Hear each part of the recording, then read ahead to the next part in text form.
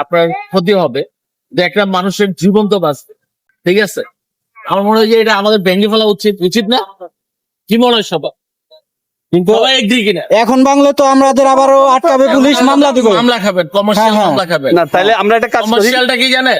যখন এই মোটরসাইকেল কিন্তু আপনি কমার্শিয়াল অনুমতি না, কমার্শিয়াল মামলা খেলে তো খাবেন 5,000 টাকা। কোনটা ভালো, 200 টাকা পাঙ্গা না 5,000 টাকা মামলা খাবেন? কোনটা করবেন? আপনার কমার্শিয়াল অনুমতি আছে ভাই, বলেন আছে কিনা?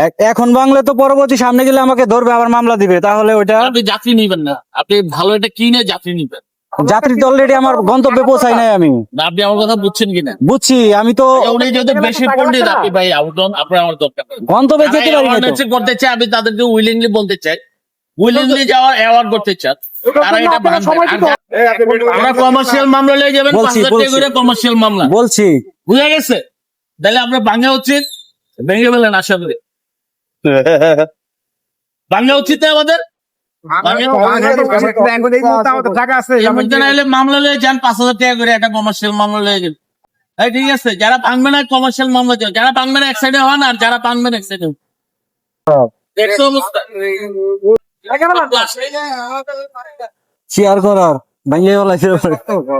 তোর এই যাত্রী ডাকছ তো, দুটা মামলা দিয়ে দাও, কমার্শিয়াল মামলা দিয়ে দাও। এতে কি বোঝা গেল?